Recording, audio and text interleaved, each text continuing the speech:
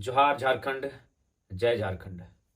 लोकसभा चुनाव लगभग मैदान सज चुका है। सभी महारथी तैयार हो रहे हैं, अपने अपने सेना नायक की प्रतीक्षा में हैं। सब अपने अपने नाम की घोषणा होने का इंतजार कर रहे हैं। तो खैर, जिस लोकसभा सीट से मेरे आने की संभावना थी, उस संभावना को अब मैं पूर्णतः आश्वस्त करने जा रहा हूं कि हमारी एंट्री झारखंड राज्य के पहाड़ों से घिरे हुए भौगोलिक दृष्टिकोण से एक सुंदर, बेहतरीन, शानदार लोकसभा गिरिडीह लोकसभा से होने जा रही है। चूंकि दोनों दलों ने अपने प्रत्याशियों की घोषणा कर दी है, मैंने भी नाम अपना घोषणा कर दिया था, लेकिन चूंकि लिखित नहीं हुआ था, अतः आज की इस वीडियो के माध्यम से अब मैं आश्वस्त कर दूं कि मैं पूरे होश हवास में गिरिडीह लोकसभा से चुनावी मैदान में कदम धरने जा रहा हूं। सवाल लोगों के मन में बहुत सारे होंगे कि धनबाद लोकसभा क्यों नहीं। क्योंकि एक इंटरव्यू में मैंने कई महीनों पहले कहा था कि मैं चुनावी मैदान में वहां से शिरकत करूंगा जहां धरती के नीचे आग होगी और ऊपर भी आग होगा। लोगों को लगा कि शायद मैं धनबाद की बात कर रहा हूं। निश्चय ही मैं धनबाद की बात कर रहा था, लेकिन आप भूल रहे हैं, गिरिडीह लोकसभा भी एक ऐसा लोकसभा है जहां आग ही आग है। जी हाँ, इसी गिरिडीह लोकसभा में बेरमो थर्मल प्लांट, इसी लोकसभा में चंद्रपुरा थर्मल प्लांट, तो आग की कोई कमी नहीं। इसी लोकसभा में बेरमो और बागमारा नाम के दो विधानसभा जो कोयले से परिपूर्ण है।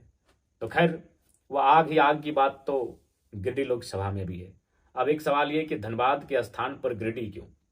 क्योंकि मैंने बार बार कहा और आज इस वीडियो को बनाते समय भी कह रहा हूं कि मेरा दिल आज भी धनबाद लोकसभा को प्रीफर करता है। लेकिन चूंकि मेरा मानना है कि मेरा बूथ सबसे मजबूत, अतः जिस बूथ में मेरा नाम है मैं वहां से चुनावी मैदान में आऊंगा।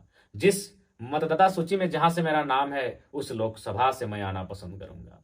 तो जी हाँ, मैं खुद को पहले अपना खुद का वोट दूं, मैं उस लोकसभा से आना पसंद करूंगा। तो जी हाँ, मेरा लोकसभा गिरिडीह है। गिरिडीह लोकसभा के टुंडी विधानसभा अंतर्गत तोपचांची प्रखंड के चित्तरपुर पंचायत अंतर्गत मानटांड के गांव में मेरा मतदाता सूची में नाम है।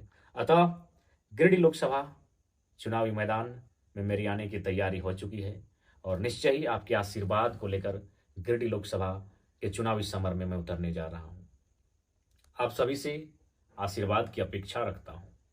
चूंकि 2 सालों से निरंतर लगातार हम सभी ने संघर्ष किया, उस संघर्ष की बदौलत झारखंड में अपनी एक पहचान बनी और झारखंड वासियों के एक नई उम्मीद की किरण जगाने का भी हम लोगों ने कार्य किया।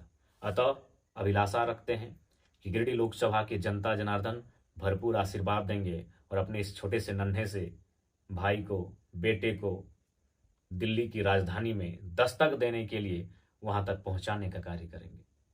सवाल ये भी आता है कि लोकसभा का चुनाव क्यों? बहुत सारे लोगों के जहन में ये बात आती है कि आप तो राज्य के मुद्दों के साथ आए थे, राज्य का विधानसभा का चुनाव लड़ना था, आप लोगों को सरकार में आने का प्रयास करना था, तो फिर दिल्ली जाने की तैयारी क्यों? तो मैं स्पष्ट करना चाहूंगा कि दिल्ली जाने की तैयारी आखिर क्यों हुई। जिस कमरे में मैं बैठा हूं, इसी कमरे में लगभग ठीक पीछे, चूंकि कैमरा में अभी पॉसिबल नहीं, हम लोग कैमरा को पीछे करेंगे, वहां नहीं करने से भी 700-800 लोगों की समस्याओं का एक बक्सा तैयार हो चुका है।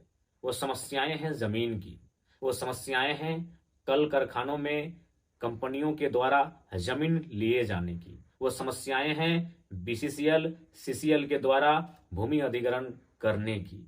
तो उन समस्याओं का समाधान कहीं ना कहीं दिल्ली में है, उन समस्याओं का समाधान कहीं ना कहीं देश की राजधानी में है। इसलिए लोकसभा का चुनाव भी अत्यंत आवश्यक है कि नए युवा पीढ़ी दिल्ली में जाएं, अपनी दस्तक दें और अपने विचारों को वहां रखे, डंके की चोट पर रखे। दोनों प्रत्याशी आ चुके हैं, लेकिन मैं यही कहना चाहूंगा, इनका राजनीतिक जीवन किसी का 15 वर्षों का है, किसी का 20 वर्षों का है। इन्होंने कितना सदन में जनता के मुद्दों को रखा, उठाने का कार्य किया, पेपर लीक पर इन्होंने कितना बात किया, किसान मजदूरों के हालात पर कितना बात किया, ये आपसे छुपा नहीं है। अतः बेबसी में वोट ना पड़े, लाचारी में वोट ना पड़े, दिल्ली को देखकर और किसी को हराने को लेकर वोट ना पड़े। अगर वोट पड़े तो मजबूती के साथ पड़े कि मेरा एक ही नेता चुनकर क्यों ना भेजूं, दमदार और तगड़ा भेजूं, इसलिए मतदान करें। तो मैंने स्पष्ट कह दिया कि चूंकि जमीन अधिग्रहण की जो समस्याएं, जो फाइलें मेरे सामने पड़ी है, लगभग 700 लोगों की समस्याएं हैं। जब मेरे पास 700 लोगों की समस्याएं हैं तो सोच के देखिए, इन 2-3 जिलों में जितने विधायक, सांसद, जिला परिषद तथा अन्य जनप्रतिनिधि होंगे, उनके पास कितनी समस्याएं होंगी। तो इसलिए उन समस्याओं का समाधान दिल्ली में होगा। अतः दिल्ली कुछ करने की तैयारी है। इसलिए अब युवाओं की बारी है, क्योंकि ये बोलते नहीं है, ये बात करना नहीं चाहते हैं। और क्यों करें? इनके बच्चे 3rd और 4th ग्रेड की नौकरी नहीं करेंगे। जो अभी 2 प्रत्याशी आपके सामने आ चुके हैं, एनडीए पक्ष से हो या इंडिया पक्ष से हो, इनके बच्चे 3rd और 4th ग्रेड की नौकरियां नहीं करेंगे। इसीलिए पेपर लीक पर भी ये मौन रहेंगे, छात्रों के बदतर हालात पर भी ये चुप बैठेंगे, मौन साध कर बैठेंगे, क्योंकि इनका मकसद, इनका जो व्यापार फैला है, आप भी जानते हैं, हम भी जानते हैं, ये कोई प्रदेश और विदेश के लोग नहीं है, आपके घर के आजू बाजू के लोग हैं। आपको मालूम है इनका कारोबार क्या है। ये कैपिटलिज्म के सपोर्टर हैं, ये पूंजीवाद के सपोर्टर हैं। अतः ऐसे युवाओं का चयन करें जो आपकी बातों को, छात्रों की पीड़ाओं को, किसान मजदूरों की पीड़ा को सदन में बेहिचक रख सके। आज ये 15 वर्षों से राज्य का नेतृत्व किया, विधानसभा के सदन में ये बैठे। आप बताइए कितनी बार इन्होंने मुखरता के साथ खतियान आधारित स्थानीय नीति, एक बेहतर नियोजन नीति, विस्थापन नीति, पुनर्वास नीति इत्यादि पर इन्होंने चर्चा किया हो या फिर अपने माध्यम से प्रेजेंटेशन दिया हो। बस 5 साल काटते हैं, बदले में जीटी रोड में कहाँ जमीन मिलेगा, कहाँ किस कंपनी में पार्टनरशिप होगी, कहाँ कौन सा मॉल खरीदेंगे, कहाँ कौन सा बढ़िया सिटी में एक जगह मिलेगा जहां मार्केट बनाएंगे। इसके अलावा अगर छात्रों के हित में अगर आवाज उठाया हो, इसके अलावा अगर बेरोजगारों के हित में आवाज उठाया हो, तो आप एक बार सोच लेंगे। इसलिए गिरिडीह लोकसभा में ये युवा आपका आशीर्वाद लेने इसलिए आया है। ये 2 वर्षों के संघर्ष के बाद हम लोगों ने यह निर्णय लिया है।